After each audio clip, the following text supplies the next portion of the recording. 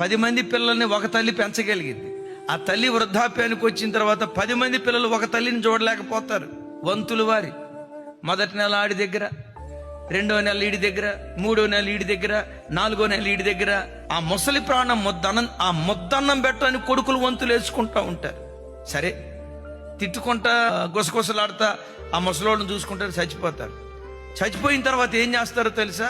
అమ్మా నాన్నలు బ్రతికున్న దినాల్లో వాళ్ళకు ఒక మంచి బట్ట, వాళ్ళు కడుపు నిండా ఒక ముద్ద అన్నం పెట్టలా. వాళ్ళు చనిపోయిన తర్వాత ఊరోళ్ళందరికీ గ్రాండ్గా భోజనం పెడతాడు. తల్లిదండ్రులు బ్రతికున్న దినాల్లో తల్లిదండ్రుల విలువ తెలియదు. వాళ్ళు చనిపోయిన తర్వాత శోకాలు తీసి ఏడుస్తూ ఉంటారు. నేనంట, ఆ ముసలి తల్లి బ్రతికున్న దినాల్లోనే, ఆ ముసలి తండ్రి బ్రతికున్న దినాల్లోనే వాళ్ళు నిన్ను పెంచి పెద్ద చేసిన విలువ ఎరిగి వాళ్ళ బ్రతికున్న దినాల్లోనే వాళ్ళ రుణం నువ్వు తీర్చుకునేవాడిగా ఉండాలి. 10 మంది పిల్లల్ని ఒక తల్లి పెంచగలిగింది. ఆ తల్లి వృద్ధాప్యానికి వచ్చిన తర్వాత 10 మంది పిల్లలు ఒక తల్లిని చూడలేకపోతారు. వంతులు వారి మొదటి నెల ఆడి దగ్గర, 2వ నెల ఈడి దగ్గర, 3వ నెల ఈడి దగ్గర, 4వ నెల ఈడి దగ్గర. ఆ ముసలి ప్రాణం ముద్దన్నం పెట్టని కొడుకులు వంతులు వేసుకుంటా ఉంటారు.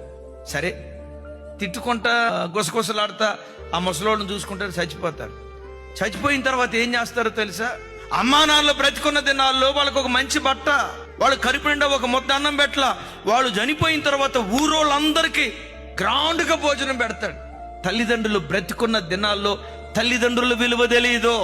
వాళ్ళు చనిపోయిన తర్వాత శోకాలు తీసి ఏడుస్తూ ఉంటారు. నేనంట, ఆ ముసలి తల్లి బ్రతికున్న దినాల్లోనే, ఆ ముసలి తండ్రి బ్రతికున్న దినాల్లోనే వాళ్ళు నిన్ను పెంచి పెద్ద చేసిన విలువ ఎరిగి వాళ్ళ బ్రతికున్న దినాల్లోనే వాళ్ళ రుణం నువ్వు తీర్చుకునేవాడిగా ఉండాలి.